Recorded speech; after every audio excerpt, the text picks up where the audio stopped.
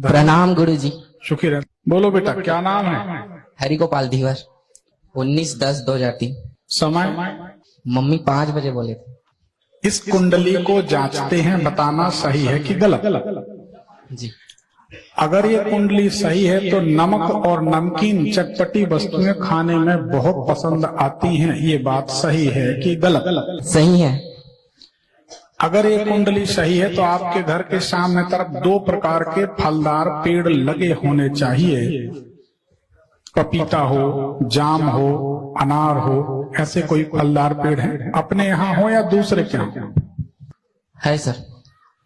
कुंडली अगर सही है तो घर के बाहर में सीधे हाथ तरफ रोड में ऐसी ढलान है, चढ़ाई है, सही है? सही है। घर के सामने तरफ कोई ब्राह्मण परिवार, चंद्राकर परिवार या कोई अग्रवाल कौन रहता? कोई ऐसा रहता गोरे गोरे से रंग का? गोस्वामी रहते हैं महाराज। गोस्वामी महाराज। हाँ, क्या जानना चाहते हैं बताएं। घर में बहुत कर्ज वर्ग हो गए। कर्ज के लिए 2022 में गर्मी के दिनों से शुरुआत होती है कर्ज की। बोलो हाँ या ना? हाँ सही बात है। अभी सावधानी से चलें। सीधे पांव का अंगूठे का नाखून पलट चुका है कि नहीं? नहीं। ठोकर लगने से नाखून में चोट लगी थी? हाँ जी। लगी थी जी। तो वही तो हम बता रहे हैं। अभी सावधान रहो। अभी घुटने में चोट लगनी बाकी है, सीधे पांव में। ठीक है ना? कोई संजय नाम के मित्र के साथ कहीं जाओगे तब चोट लगेगी। तो कोई है संजय नाम, संजू नाम का कोई मित्र है? है सर। तो उसके साथ नहीं जाएंगे। उसके साथ जाओगे तो सीधे घुटने में ठोकर लगने वाली है। फिर 1.5 महीने आराम करोगे, फिर ठीक होगी। तो इससे बचना जी। ठीक है ना? अब कर्जे से बचने के लिए हमारे YouTube भविष्यफल चैनल पे जाके तो उसमें ऋणमोचन मंगल स्तोत्र का एक पाठ है, उसको रोजाना सुना। मंगलवार के दिन भगवान भोलेनाथ को, कुलेश्वर महादेव तो आपके यहाँ हैं राज्य में, बढ़िया मंगलवार के दिन स्नान ध्यान अच्छे साफ कपड़े पहन के भगवान से प्रार्थना की, पीले फूल और मसूर की दाल मंगलवार के दिन। कर्ज मुक्ति के लिए यदि बुधवार के दिन कोई पूजन करता है शिव जी की, तो पीली दाल, चने की दाल चढ़ानी चाहिए। मंगलवार के दिन अगर पूजन करते हैं भगवान भोलेनाथ की कर्ज मुक्ति के लिए, तो उस दिन आपको लाल वाली दाल यानी मसूर की दाल चढ़ानी चाहिए। ओम ऋण मुक्तेश्वराय नमः। हे ऋण मुक्तेश्वर महादेव, मैं आपको नमस्कार प्रणाम करता हूँ। ये इस मंत्र का मतलब नाम मंत्र है। ऋण मुक्तेश्वर महादेव वह है जिनने राजा हरिश्चंद्र का भी कर्ज मुक्त कर दिया था, राइट जी। उनके नाम से पूजन करें, उनसे प्रार्थना करें, ऋण मोचन मंगल स्तोत्र का पाठ करें, तो आपको कर्जे से मुक्ति जल्दी मिलेगी। ठीक है जी। और कोई सवाल? बस। तबीयत बहुत खराब होती। देखो, शरीर के लिए भी एक बात जिम्मेदार है।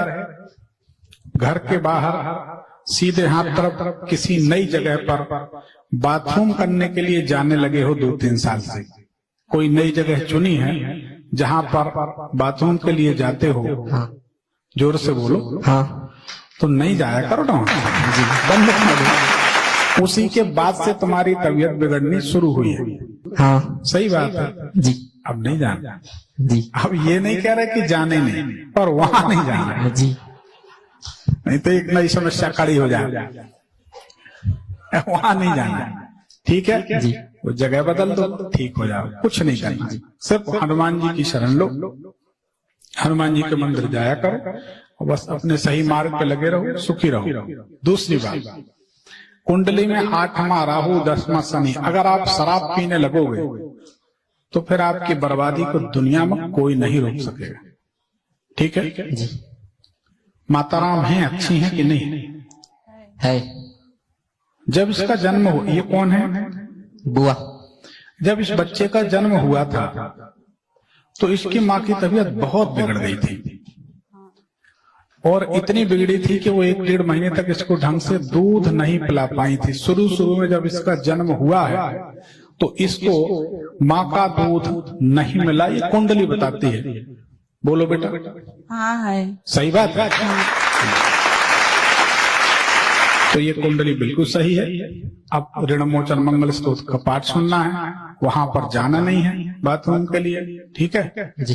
बाकी भगवान भोलेनाथ की सेवा करो। पर्ची निकाल दी है। धन्यवाद। संतुष्ट हैं आप पूरी तरह? ठीक ठीक, चलो सुखी रहो। ठीक। कुछ ऐसे पहनना है क्या गुरुजी इसको? एक पन्ना रत्न पहनना चाहिए। पन्ना पहनने से इसकी जिंदगी बड़ी खुशहाल हो। ऐसा हरा वाला जैसा हमें पहने, हम तो 2 पहने, रिजल्ट दे रहे थे, हमने एक और पहन लिया, चलो कोई बात नहीं। अच्छा पन्ना पहना दो। वास्तव में रत्न अगर अच्छे होते हैं, विधिवत प्राण प्रतिष्ठित होते हैं, तो मनुष्य की जिंदगी बदल देते हैं। बड़े बड़े नेता लोगों को देखेंगे, अधिकारियों को देखेंगे, बड़े बड़े महंगे रत्न पहनते हैं, उनको रिजल्ट भी मिलते हैं, इनका प्रभाव होता। जब गुंजाइश हो तो एक पन्ना, कोई भी रत्न कभी भी धारण करे, ये हमेशा सूत्र याद रखें, उसकी विधिवत प्राण प्रतिष्ठा होनी चाहिए। बिना प्राण प्रतिष्ठा के वह रत्न मुर्दा के समान, इसका कोई अर्थ नहीं होता। क्योंकि जब तक किसी पत्थर में प्राण प्रतिष्ठा नहीं होती, तब तक उसे रत्न कहना ही बेकार है हमारी नजर में। क्योंकि शोरूम में रखी मूर्ति होती है, लेकिन वही मूर्ति मंदिर में आती है तो वह भगवान होते हैं।